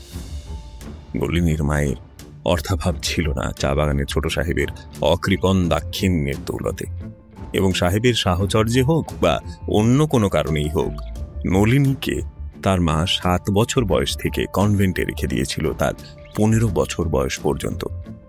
কিন্তু নলিনীকে প্রশ্ন করেও এটা শেষ পর্যন্ত জানা যায়নি যে কি কারণে সে কনভেন্ট ছেড়ে চলে আসে। মাঝখানে বছর 5 ইতিহাস ধোঁয়াটে। রুনু ও বেনু জন্মাবার মাস 7 আগে ওয়াল্টেয়ারের এক হোটেলেই রানী সুনন্দার সঙ্গে নলিনীর প্রথম পরিচয়ের সূত্রপাত হয়। সেই সময় নলিনী হোটেলের ডাইনিং রুমের ইনচার্জ ছিল। গর্ভাবস্থায় নিজের দেখাশুনো করবার জন্য ও সন্তান হলে তাদের সর্বক্ষণ দেখাশুনো করবার জন্য সুনন্দা একজন স্ত্রীলোক খুঁজছিলেন। ওই সময় হোটেলে নলিনীকে দেখে সুনন্দার ভারী পছন্দ হয়ে যায় এবং শেষ পর্যন্ত নলিনী হোটেলের কাজে ইস্তফা দিয়ে যে কারণেই হোক রানী সুনন্দারা যখন মাস 1.5 বাদে ফিরে আসেন দেশে, ওয়াল্টেয়ারের হোটেল থেকে তাদের সঙ্গে এসে চলে আসে এবং সেই সময় থেকেই নলিনী রাজপ্রাসাদেই আছে। নলিনীর পূর্ব ইতিহাস এইটুকুই। রনু বেনুর জন্মের পর থেকে নলিনী তাদের সর্বদা দেখাশোনার ভার নেয়। নলিনীকে প্রাসাদের লোকেরা সেই থেকেই কুমারদের দাইমা বা দাই বলেই জেনে এসেছে। গভর্নেস ডরথি জোন্স আসবার পর থেকে যদিও নলিনীর কাজ একটু কমেছিল, তা সত্ত্বেও সেই বেশিরভাগ সময় কুমারদের কাছাকাছি থাকত এবং তার থাকবার ঘরও প্রাসাদে, ঠিক কুমারদের শোবার ঘরের পাশের ছোট একটি ঘরে এসেছিল। গভর্নেস জোন্স এখানে আসবার পর থেকে নলিনীর কাজকর্মের মধ্যে ছিল ওদের জামা কাপড়, জুতো, মোজা ও খাবার দাবার ব্যাপারটার উপর নজর রাখা। কুমারদের বাকি তত্ত্বাবধানের ভার পড়েছিল মিস জোনসের ওপরেই। নলিনীর জবানবন্দিতে জানা যায়, মৃত্যুর আগে 1 সপ্তাহ ধরেই কুমারদের শরীরটা যেন তেমন সুবিধার যাচ্ছিল না। কুমারদের স্বাস্থ্য, রক্ষণাবেক্ষণ ও খেলাধুলা ইত্যাদির দায়িত্ব ছিল মিস জোনসের উপরেই। তাই নলিনী মিস জোনসের কাছে সব থেকে আগে গিয়েছিল। কিন্তু জোনস নাকি জবাব দিয়েছিল নলিনীকে সেজন্য ব্যস্ত হতে হবে না। এবং মৃত্যুর 4 দিন আগে সকালবেলায় ঘুম ভাঙাতে গিয়ে নলিনী কুমারদের বিশেষ রকম অসুস্থ দেখেই জোনসকে আবার খবর দেয়। তারপরেই ডাক্তার আসে। পরের দিন রাজা শিকার থেকে ফিরে আসেন বেলা 10টা নাগাদ। মৃত্যুর দিন 4-5 আগে থেকেই কুমারদের খাবারের প্রতি তেমন রুচি ছিল না। মিস ডরথি জোনসের জবানবন্দি থেকে জানা যায়, নলিনীর আগেই নাকি কুমারদের স্বাস্থ্যের ওপর তার নজর পড়ে এবং তিনি এস্টেটের ডাক্তারকে ডেকে পাঠান। ডাক্তার বংশীধর এসে কুমারদের পরীক্ষা করে রেস্ট নেবার কথাই বলে যান। পরে মৃত্যুর 3 দিন আগে যখন কুমারদের সকালের দিক থেকেই শরীর আস্তে আস্তে নীল হয়ে আসতে থাকে, বমি বমি ভাব ও শ্বাস প্রশ্বাসের কষ্ট হতে শুরু করে, তখন তিনি নিজে পরীক্ষা করে বিশেষ কিছু বুঝতে না পেরে গৌহাটির সিভিল সার্জনকে সংবাদ দেন। কিন্তু সিভিল সার্জনও এসে বিশেষ কোনো সুবিধে করতে পারেন না। অসুস্থ হওয়ার আগের দিনও বিকাল পর্যন্ত তারা মোটামুটি সুস্থই ছিল। বিকালে রুটিন মাফিক নিয়মিত বেড়াতে বের হয়, রাত্রে অবশ্য পড়াশুনো করে না, সামান্য কিছু খেয়েই বিছানায় শুতে যায়। দীননাথ ওই সময় প্রশ্ন করেছিলেন, পড়াশোনা করেনি কেন? ডক্টর বংশীধর দাস রেস্ট নিতে বলেছিলেন।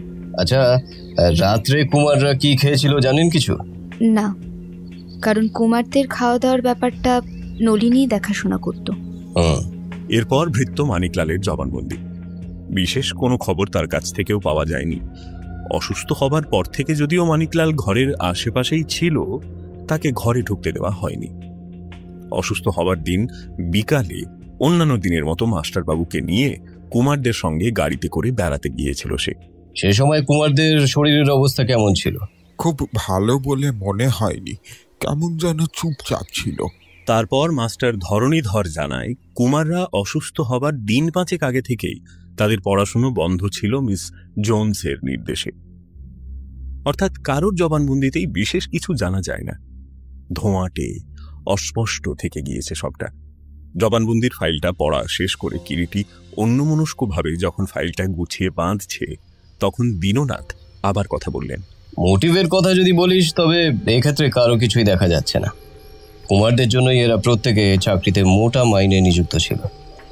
সেদিক দিয়ে দেখতে গেলে কুমারদের মৃত্যুতে এরা কেউই ক্ষতিগ্রস্ত বা লাভবান হবে না। তোমার তাহলে মত এদের কাউকেই সন্দেহের তালিকাভুক্ত করা চলে না। কিন্তু বন্ধু, এমনও তো হতে পারে কথামালার সেই একচক্ষু হরিণের গল্পের মতো সমস্ত ঘটনাটার একটা দিকেই তোমার নজর পড়েছে এবং যেদিকটায় নজর দেওয়ার প্রয়োজনও বোধ করনি, মৃত্যুবান নিক্ষিপ্ত হয়েছে সেই দিক থেকেই। কি বলতে চাস কিরিটি? বলছিলাম, ঘটনাস্থলের আশপাশটা ভালো করে পরীক্ষা করে দেখেছিলে? কিরকম দেখার কথা বলছিস? এই ধরো, যে ঘরে কুমাররা মারা যায়, যে ঘরে তাদের পোশাক পরিচ্ছদ থাকতো, তারপর নলিনীর ঘরটা। হ্যাঁ, তা করেছি বই কি, তবে এমন কোনো কিছুই সেখানে নজরে আসেনি যা সন্দেহ জাগাতে পারে।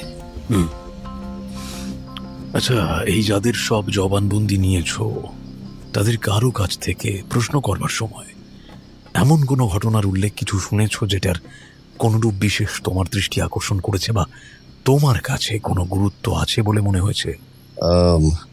কই এমন কিছু তো মনে পড়ছে না। যাই হোক, সেই রাত্রের মতো দীননাথ বিদায় নিলেন। দীননাথ বিদায় নেবার কিছুক্ষণ পরেই আমাদেরও রাত্রের খাবারের ডাক পড়ল। আহারাদির পর আমি আর কিরিটি বাগানে বেড়াচ্ছিলাম। রাজা ইন্দ্রজিতের এই বাগানটি সত্যই দেখবার মতো। পূর্ণিমার পরের রাত্রি, আকাশে চমৎকার জ্যোৎস্না ছিল। অনেকক্ষণ ধরে বাগানের মধ্যে ঘুরে ঘুরে ক্লান্ত হয়ে একসময় আমরা দুজনে একটা পাথরের বেঞ্চের ওপর বসলাম। কতক্ষণ বেঞ্চটার উপর বসেছিলাম মনে নেই। উঠতে যাব এমন সময় হঠাৎ কানে এলো কোনো পুরুষের একটা চাপা কর্কশ কণ্ঠস্বর। কিরিটি আমাকে বসবার ইঙ্গিত করলে। বসে পড়লাম। পরশু রাতে ট্রেনিং। কথাটা ইংরেজিতেই হলো। প্রত্যুত্তরে কোনো এক নারী কণ্ঠ ইংরেজিতেই যেন কি একটা বলল, তবে ঠিক বোঝা গেল না। আবার পুরুষ কণ্ঠে শোনা গেল, হ্যাঁ, দ্যাটস অ্যাবসার্ড। এবারেও নারী কণ্ঠের জবাবটা শোনা গেল না, অস্পষ্ট, ক্ষীণ। এরপর ক্ষীণ একটা পায়ের শব্দ পাওয়া গেল। বোঝা গেল কেউ হেঁটে চলে গেল। আমরা কিন্তু বসেই রইলাম, আর কোনো শব্দ শোনা যাচ্ছে না। কিছুক্ষণ আরো কেটে গেল। হঠাৎ এমন সময় আবার পায়ের শব্দ। সামনের দিকে তাকাতেই এবারে স্পষ্ট দেখা গেল দীর্ঘকায় এক নারী মূর্তি এই দিকেই আসছে, এবং চাঁদের আলোয় চিনতে এতটুকু আমাদের কষ্ট হলো না মিস ডরথি জোন্সকে। গায়ে একটা সাদা পাতলা স্লিপিং গাউন। আমরা যে বেঞ্চের ওপর বসেছিলাম তার পাশ দিয়ে বাড়ির ভেতরে যাবার পথ। নিঃশব্দে মাথা নিচু করে হেঁটে আসছে মিস জোন্স, বেশ যেন একটু অন্যমনস্ক। আমাদের কাছাকাছি এসে চোখ তুলতেই হঠাৎ মিস জোন্সের সঙ্গে আমাদের একেবারে চোখাচোখি হয়ে গেল। কে? ইংরাজিতেই এলো প্রশ্নটা। তারপরই বোধহয় আমাদের চিনতে পেরে বলল, ও আপনারা। আর দ্বিতীয় কোনো বাক্য ব্যয় না করে মিস জোন্স এগিয়ে যাচ্ছিল, কিন্তু কিরিটি বাধা দিয়ে ডাকল, please Miss Jones, just a minute, if you don't mind. Miss Jones ফিরে দাঁড়ালো। বলুন। বসুন না, বসেই কথা হোক। বেঞ্চের ওপর বসলো মিস জোন্স। আমরাও পাশাপাশি বসলাম। আপনি নিশ্চয়ই শুনে থাকবেন কেন রাজা সাহেব এখানে আমাদের ডেকে এনেছেন। জানি। ভেবেছিলাম কাল সকালেই আপনার সঙ্গে আলাপ করব, কিন্তু সুযোগ যখন মিলেই গেল ভাবলাম আলাপটা সেরেই নি। যদিও সময়টা খুব ভালো নয়, ঘুমানোর সময় হয়ে এসেছে। তাতে কি? বলুন, কি বলতে চান? রাত 12টার আগে সাধারণত আমার ঘুম আসে না, তাই রাত্রে ঘুমানোর আগে বাগানে খানিকক্ষণ ঘুরে বেড়াই। আচ্ছা, রানী সুনন্দা দেবীকে তো অনেকদিন থেকে আপনি দেখছেন, তার সম্পর্কে আপনার মতামত কি মিস জোন্স? আপনি বুদ্ধিমান ব্যক্তি মিস্টার রায়, এবং রানীর সঙ্গে যখন আপনার আলাপ হয়েছে নিশ্চয়ই বুঝতে পেরেছেন তিনি আমাকে বিশেষ প্রীতির চোখে দেখেন না। ঠিক এই ধরনের জবাবটা যেন আমরা প্রত্যাশা করিনি। তাই এরপর কিরিটি কোন পথে এগোবে আমি বুঝতে পারছিলাম না। কেন বলুন তো? যদিও সেই রকম আমাদেরও মনে হয় তার কথাবার্তায়। বোধহয় জেলাসি। জেলাসি? হ্যাঁ, তাছাড়া আর কি বলুন। তিনি অসুস্থ হয়ে শয্যায় শুয়ে আছেন। এ সময় স্ত্রীলোক হলে বুঝতেন স্ত্রী মনের এটা একটা খুবই স্বাভাবিক ব্যাপার। যে কোনো স্ত্রীরই তার স্বামীর আশেপাশে অন্য কোনো মহিলাকে দেখলে তার উপরে হিংসা জন্মায়। কেবল কি তাই বলেই আপনার মনে হয় মিস জোন্স? আর কি কোনো কারণই নেই? আমার তো তাই মনে হয়। আচ্ছা, রাজা ইন্দ্রজিৎকে আপনার কিরকম মনে হয়? একেবারে পারফেক্ট জেন্টলম্যান। অমন শিক্ষিত, ভদ্র, রুচি সম্পন্ন লোক সাধারণত খুব একটা চোখে পড়ে না। আচ্ছা, কুমারদের মৃত্যুর ব্যাপারটা নিয়ে আপনার কি মতামত? সকলেই তো বলছে দেয়ার ইজ সামথিং রং। আমি কিন্তু আপনার কথা জিজ্ঞাসা করছিলাম, বাকিদের কথা আমি তাদের কাছ থেকে জেনে নেব। ব্যাপারটা যেমন শকিং তেমনি আমার পক্ষে দুঃখেরও। ও সম্পর্কে কোনো কিছু আমাকে না জিজ্ঞাসা করলেই বাধিত হব মিস্টার রয়। আচ্ছা, এখান থেকে কলকাতায় ফেরবার লাস্ট ট্রেনটা রাত্রে কটায় ছাড়ে বলতে পারেন? কিরিটির প্রশ্নে চমকে তার মুখের দিকে তাকালো মিস জোন্স এবং জবাব দিল ছোট্ট একটি মাত্র শব্দে, না। একটু আগে আপনি কার সঙ্গে কথা বলছিলেন ওই ঝোপের ধারে? আমি? কি বলছেন আপনি? মিস জোন্সের কণ্ঠস্বরে বিস্ময় যেন অত্যন্ত স্পষ্ট হয়ে প্রকাশ পায়। ঠিকই বলছি। কিন্তু আমি তো কারোর সঙ্গে কথা বলিনি। আপনি আপনি বোধহয় ভুল করছেন।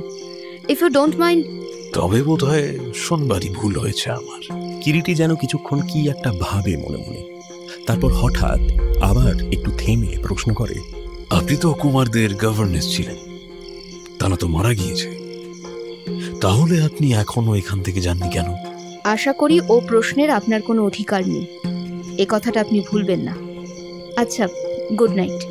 আর দ্বিতীয় কোনো বাক্য উচ্চারণ না করে মিস জোন্স স্থান ত্যাগ করল। পরের দিন সকালে ব্যারিস্টার সাহেবের সঙ্গেই আমরা কুমারদের ঘর দেখতে গেলাম। ধনীর দুলালদের মানুষ হবার জন্য এবং তাদের সুখ ও স্বাচ্ছন্দ্যের জন্য যা যা প্রয়োজন দেখলাম তার কোনো কিছুরই সেখানে অভাব নেই। শোবার ঘর, পড়ার ঘর, লাইব্রেরি ও সব শেষে সাজ পোশাকের ঘরে গেলাম আমরা। একটা কাঁচের আলমারির মধ্যে থরে থরে সব পোশাক পরিচ্ছদ সাজানো এবং একটা র্যাকের উপর সারি সারি অন্তত 10 জোড়া জুতো। আমাদের সঙ্গে মানিক, নলিনী দুজনেই যদিও ছিল, নলিনী কিন্তু সব দেখিয়ে শুনিয়ে দিচ্ছিল। হঠাৎ মানিকের কণ্ঠস্বরে আমি ও কিরিটি দুজনেই চমকে উঠলাম। কুমারদের 2 জোড়া জুতো দেখছি না। কি বলছো মানিক? হ্যাঁ, দেখুন না, সেদিন যে জুতো পরে কুমাররা বেড়াতে গিয়েছিলেন সেই লাল জুতো জোড়াই দেখছি না, অথচ আমি নিজে পরশু ওইখানেই দেখেছিলাম। রাজা বাহাদুর বলেছেন তাদের কোনো কিছু যেন খোয়া না যায়। লাল জুতো? হ্যাঁ দাইমা, সেই যে লাল রঙের জুতো দাদা বাবুরা পরতে সবচাইতে বেশি ভালোবাসতো, আপনিই তো কিনে দিয়েছিলেন তাদের। সত্যি তো, সেই জুতো 2 জোড়া গেল কোথায়? তাদের কথার উত্তরে আমি কথা বললাম, কোথায় আবার যাবে, দেখো কোথাও আছে নিশ্চয়ই। কিন্তু অনেক খোঁজাখুঁজি করেও মানিকের বলা জুতো জোড়া পাওয়া গেল না। কিরিটি তখন প্রশ্ন করেন নলিনীকে, কিরকম জুতো ছিল বলুন তো নলিনী দেবী? ব্রাউন রঙের শো। এ ঘরের মধ্যে কে কে প্রবেশ করেছে বলতে পারেন? চাবি তো মানিকের কাছেই ছিল, ওকে জিজ্ঞাসা করুন না।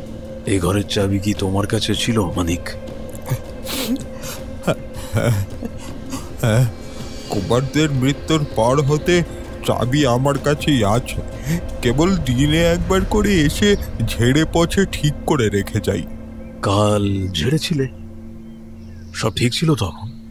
মানে তোমার মনে আছে? হ্যাঁ, সেই রকমই তো মনে পড়ছে, তবে পরশু। কাল কখন ঘর পরিষ্কার করো? দুপুরের দিকে। সঙ্গে আর কেউ ছিল না। ঘর পরিষ্কার করতে করতে তুমি বাইরে গিয়েছিলে ঘর খোলা রেখে? হ্যাঁ, মামা বাবু ডেকেছিলেন তাই একবার বাইরে গিয়েছিলাম। প্রত্যুত্তরে কিরিটি আর বিশেষ কোনো কথাই বলল না, কিন্তু তার মুখের দিকে তাকিয়েই বুঝতে পারছিলাম মানিকের মুখে কুমারদের ব্যবহৃত ব্রাউন রঙের জুতো জোড়া হারানোর কথাটা শোনা অবধি তার মুখে একটা স্পষ্ট চিন্তার রেখা ফুটে উঠেছে। দেখতে বাকি ছিল একমাত্র কুমারদের শোবার ঘরটাই, সেটা দেখে দুজনে নিচে নেমে এলাম। একটা চুরুট ধরিয়ে কিরিটি একটা আরাম কেদারার ওপর শরীরটা হালকা করে এগিয়ে দিল। আমি ওই দিনকার ইংরেজি খবরের কাগজটা খুলে পড়বার চেষ্টা করতে লাগলাম, কিন্তু সংবাদপত্রে পরিবেশিত সংবাদে যেন মন বসছিল না। হঠাৎ কিরিটির ডাকে চমক ভাঙল। দেখো সুব্রত, আমি যতই ভাবছি ততই যেন মনে হচ্ছে জুতো জোড়া নিশ্চয়ই কেউ চুরি করেছে। জুতো জোড়া? হ্যাঁ রে বাবা, কুমারদের সেই ব্রাউন রঙের জুতো জোড়া। ও ও আচ্ছা। আমার চিন্তাধারার সঙ্গে কিরিটির চিন্তাধারা সম্পূর্ণ ভিন্ন হওয়ায় কিরিটির কথাই প্রথমটা আচমকা সত্যিই তাই একটু চমকেই উঠেছিলাম। কিন্তু কেন? But why after all the particular brown pair of shoes should be stolen? এবার মনে হলো কথাটা আমাকে শুনিয়ে শুনিয়ে বললেও যেন কতকটা সে নিজেকেই নিজে প্রশ্ন করছে। জুতো জোড়ার ব্যাপারটা এতক্ষণ আমার মনেই ছিল না। কিরিটির কথাই যেন আবার নতুন করে মনে পড়ল। ভেবে দেখো, কুমারদের ব্যবহারের সব কয় জোড়া জুতোই রইল, কেবল চুরি গেল সেই জোড়া যে জোড়া তারা মৃত্যুর আগে শেষবার পায়ে দিয়েছিল। তুই কি? কথাটা আমাকে শেষ করতে না দিয়েই কিরিটি চিৎকার করে উঠল। নিশ্চয় এই হত্যার ব্যাপারে মিসিং লিংক ওই জুতোর মধ্যে আছে, if I am not wrong. তোর অনুমানই যদি ঠিক হয় তাহলে কে আর চুরি করবে? এবারেরই কেউ করেছে। তা তো নিশ্চয়। রাজা সাহেব থেকে শুরু করে ব্যারিস্টার সাহেব, নলিনী, মিস জোন্স, মানিকলাল, এদেরই মধ্যে কেউ জুতো জোড়া হাতিয়েছে। হঠাৎ যেন চমকে উঠলাম কিরিটির কথায়। তবে কি কিরিটি হত্যাকারীকে ধরতে পেরেছে? বুঝতে পেরেছিস নাকি ডেফিনেটলি কিছু? হ্যাঁ, না বন্ধু, জুতোর প্রবলেম সলভ না হওয়া পর্যন্ত এগোতে পারছি না, কেবলই হোঁচট খাচ্ছি। সমস্ত দুপুরটা কিরিটি শুয়ে শুয়েই কাটিয়ে দিল, চোখের ওপর হাত চাপা দিয়ে, এবং বোঝা গেল সে শুয়েই আছে, ঘুমোয়নি। ক্রমে ক্রমে সন্ধ্যার অন্ধকারও নেমে এলো। সন্ধ্যা 7টা নাগাদ কিরিটি দেখি গায়ে জামা কাপড় চাপাচ্ছে। কিরে, কোথাও বেরোবি নাকি? চল বেরিয়ে আস। গেট দিয়ে বেরোচ্ছি, হঠাৎ দেখি রাজার ক্রাইসলার গাড়িটা পাশ দিয়ে বের হয়ে গেল। আশ্চর্য হয়ে দেখলাম গাড়ির মাথায় মালপত্র ও ভেতরে বসে মিস ডরথি জোন্স। হঠাৎ যেন কিরিটির শরীরে একটা বিদ্যুৎ প্রবাহ বয়ে গেল। ফিরে চল সুব্রত। আবার আমরা ফিরে এলাম। আমাদের ইচ্ছা মতো ব্যবহারের জন্য রাজা অন্য একটা গাড়ি ও ড্রাইভার নিযুক্ত করে রেখেছিলেন। গাড়ি পোর্টিকোর নিচেই ছিল, ড্রাইভারও ছিল গাড়িতে। সোজা এসে গাড়িতে উঠে বসে কিরিটি ড্রাইভারকে নির্দেশ দিল, স্টেশন চল।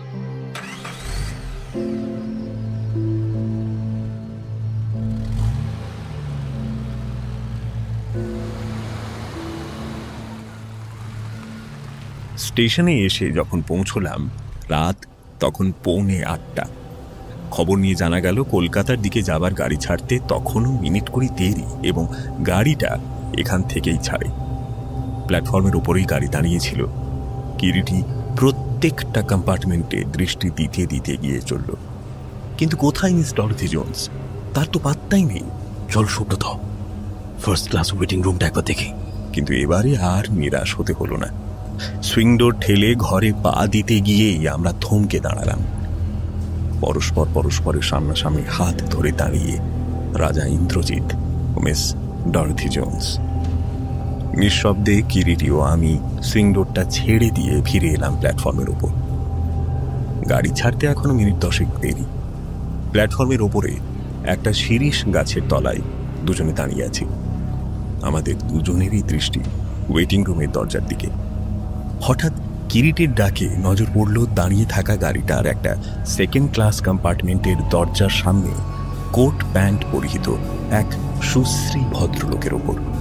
ভদ্রলোক ঘন ঘন গেটের দিকে তাকাচ্ছেন। ভদ্রলোক নিশ্চয়ই কারোর জন্য অপেক্ষা করছে সুব্রত। মনে তো তাই হচ্ছে। জানতাম না যে তার চাইতেও বড় একটা বিস্ময় আমাদের জন্য অপেক্ষা করছে। গেট দিয়ে নলিনী দেবী এলেন, হাতে তার একটা লেডিজ হ্যান্ডব্যাগ। নলিনী দেবীকে ওই সময় স্টেশনে দেখে সত্যিই অবাক হয়ে গেছিলাম। নলিনী দেবী সোজা সেকেন্ড ক্লাস কম্পার্টমেন্টের সামনে দাঁড়িয়ে থাকা সেই ভদ্রলোকের সামনে এসে হাতের ব্যাগটা তার হাতে দিতেই দ্রুত পদে কিরিটি এগিয়ে গেল সামনে, এবং কোনো রূপ ভূমিকা মাত্র না করে সোজা কথা বলল, নলিনী দেবী, ব্যাগটা আমি চাই। চকিতে নলিনী ফিরে তাকায় কিরিটির দিকে। কে আপনি? নলিনী দেবী আমায় চেনে, ওকে জিজ্ঞাসা করুন। ভদ্রলোক এবারে অভদ্রভাবে খিঁচিয়ে উঠতেই একটা গোলমাল শুরু হয়ে গেল। দেখতে দেখতে লোক জমে গেল সেখানে, হাতাহাতি হবার জোগাড়। হঠাৎ সেখানে রাজা ইন্দ্রজিৎ এসে হাজির। এ কি প্রশান্ত, তুমি? আর এ কি মিস্টার রায়, আপনি এখানে এই সময় কি করছেন? মুহূর্তে যেন সাপের গায়ে মন্ত্র পড়ল। ভূত দেখার মতো চমকে ফিরে তাকালো প্রশান্ত। একটু সামান্য হিসেবের ভুল হয়ে গিয়েছে রাজা সাহেব। প্রশান্ত বাবুর হাতের ব্যাগটা আমার চাই। মনে হচ্ছে উনি আপনার পরিচিত। হ্যাঁ, উনি আমার পরিচিত, আমাদের জামাই। মানে আপনার দাদা রাজেন্দ্র বাবুর মেয়েকে যিনি বিবাহ করেছেন, তাই তো? হ্যাঁ। বুঝেছি। নলিনী দেবী কই? নলিনী? হ্যাঁ, নলিনী দেবীও তো এখানে ছিলেন। কিন্তু কোথায় নলিনী? সে তখন ত্রিসীমানায় নেই। ব্যাগটা দিতে বলুন রাজা সাহেবকে। ব্যাগটা? হ্যাঁ, আমার ধারণা যদি ভুল না হয়ে থাকে তো ওই ব্যাগের মধ্যেই কুমারদের হারানো জুতো জোড়া দুটো পাওয়া যাবে। হারানো জুতো জোড়া? কি বলছেন কি আপনি মিস্টার রায়? হ্যাঁ, ব্যাগটা দিতে বলুন, দেখাচ্ছি। হতভম্ব প্রশান্তর হাত থেকে এবার আমি গিয়ে ব্যাগটা ছিনিয়ে নিলাম, এবং সত্যি ব্যাগ খুলতে তার মধ্যে ছোট ছেলেদের দুজোড়া চকচকে ব্রাউন রঙের জুতো পাওয়া গেল। চিলের মতোই যেন ছোঁ দিয়ে কিরিটি জুতো জোড়া দুটো আমার হাত থেকে ছিনিয়ে নিল। তারপর তীক্ষ্ণ দৃষ্টিতে পরীক্ষা করতে লাগলো। আমরা সকলেই বিস্ময়ে হতবাক। সদল বলে আমরা রাজার ক্যাডিল্যাক গাড়িতে চেপেই প্রাসাদে ফিরে এলাম, একমাত্র নলিনী দেবী বাদে। তার কোনো খবরই পাওয়া গেল না। পরে রাত্রে আমরা ফিরে এলাম প্রশান্তকে দীননাথের হাতে তুলে দিয়ে। প্রশান্তই শেষ পর্যন্ত সবকিছু স্বীকার করে কিরিটির কাছে। জুতো পালিশের কালির মধ্যে নাইট্রোবেনজিন ব্যবহার করা হয়। সেইটা বেশি পরিমাণে জুতোর কালিতে মিশিয়ে জুতো পালিশ করবার সময় জুতোর ভেতরেও প্রচুর পরিমাণে লাগিয়ে দেওয়া হয়েছিল। পায়ের চামড়া দিয়ে নাইট্রোবেনজিন অ্যাবজর্পশন হওয়াতেই কুমারদের মৃত্যু ঘটেছে। প্রশান্ত ভেবেছিল রাজেন্দ্র বড়ুয়া তাকে তাড়িয়ে দিলেও তার মৃত্যুর পর তার মেয়ে অর্থাৎ প্রশান্তর স্ত্রী সমস্ত সম্পত্তি পাবে এবং বেনু ও রুনুকেও যদি সরিয়ে ফেলতে পারে তাহলে ইন্দ্রজিতের যাবতীয় সম্পত্তিও তারই হস্তগত হবে একদিন। তাই সে স্ত্রীকে তার বাপের বাড়ি থেকে নিয়ে যাবার কোনো চেষ্টা করেনি এবং পূর্ব পরিচিত নলিনীকে সে নিযুক্ত করেছিল ইন্দ্রজিতের প্রাসাদে। নলিনীর সঙ্গে প্রশান্তের পরিচয় হয় কলকাতায়। তারপর ইন্দ্রদের ওয়াল্টেয়ারে যাবার সব ব্যবস্থা হচ্ছে জেনে নিয়ে তার আগে থেকেই নলিনীকে ওয়াল্টেয়ারে পাঠিয়ে দেয় প্রশান্ত এবং সহজেই নলিনী সুনন্দার মন জয় করে তার সঙ্গে চলে আসে রাজপ্রাসাদে। প্রশান্তর প্রথমে ইচ্ছা ছিল নলিনীর রূপ যৌবন দিয়েই রাজা ইন্দ্রজিতের কাছ থেকে কিছু অর্থ বাগিয়ে নেওয়া, কিন্তু নলিনী তাতে সক্ষম হয় না। ইতিমধ্যে একটা মার্ডার কেসে জড়িত হয়ে রাতারাতি প্রশান্ত কলকাতা ছেড়ে বর্মায় গিয়ে গা ঢাকা দিতে বাধ্য হয়। 8 বছর বাদে ফিরে এসে প্রশান্ত যখন দেখল নলিনী তখনও তার পরিকল্পনাকে কাজে লাগাতে পারেনি, তখন সে কুমারদের ধ্বংসের পরিকল্পনা করে নতুন উদ্যমে। কেমিস্ট্রিতে ডক্টরেট, তাই সে অপূর্ব পন্থা নিয়েছিল কুমারদের শেষ করবার জন্য। কিন্তু ভুল সে করল কুমারদের মৃত্যুর 7-8 দিন পরে এসে নলিনীকে সঙ্গে করে নিয়ে যেতে গিয়ে। সেদিন রাত্রে বাগানে নলিনী ও প্রশান্তর মধ্যেই কথাবার্তা হচ্ছিল। কিরিটির প্রথমে সন্দেহ হয় ফটোতে কুমারদের পায়ে আলতা পরার মতো একটা শেড দেখে। অনেক ভেবে সে বুঝতে পারে ওরকম দাগ একমাত্র জুতো পরা থেকেই হতে পারে এবং জুতোয় কাঁচা রং থাকে। কিন্তু রাজার ছেলের জুতো কাঁচা রঙের তো হবে না। অতএব তার মনে হয় নিশ্চয়ই জুতোর ভেতর রং দেওয়া হয়েছিল এবং নিশ্চয়ই ওই জুতোর রঙের ভেতর দিয়েই নাইট্রোবেনজিন বিষ দেহে সংক্রমিত করা হয়েছে। কারণ সে নিজে কেমিস্ট্রি ছাত্র, জানত জুতোর কালিতে নাইট্রোবেনজিন ইনগ্রিডিয়েন্ট হিসেবে ব্যবহৃত হয়ে থাকে। মনের মধ্যে তার ব্যাপারটা আরো দৃঢ়বদ্ধ হয় মানিকের মুখে জুতো চুরির সংবাদ পেয়ে। কলকাতায় ফিরে সে মিস জোনসের সঙ্গে দেখা করার চেষ্টা করেছিল, কিন্তু মিস জোনস আর তার সঙ্গে দেখা করেনি। আমি অনেকবার জিজ্ঞাসা করেছিলাম যে মিস জোনসকে তার কি দরকার। উত্তর সে একটা দিয়েছিল বটে, কিন্তু আমার মাথায় কিছুই ঢোকেনি।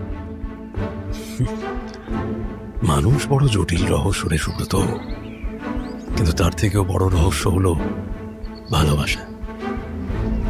এই জিনিস রাজাকে ফকির করে আর পথ ভোলাকে ঘরেও পৌঁছে দেয়। তাই মিস জোনস দেখা করলে এই রহস্যটার সমাধান হতো, কিন্তু উনি বোধহয় সেই শান্তিটা আমাকে দিতে চান না। চল বাড়ি যাই, ওখানে আবার আমার রহস্যময়ী অপেক্ষা করে আছে আমার।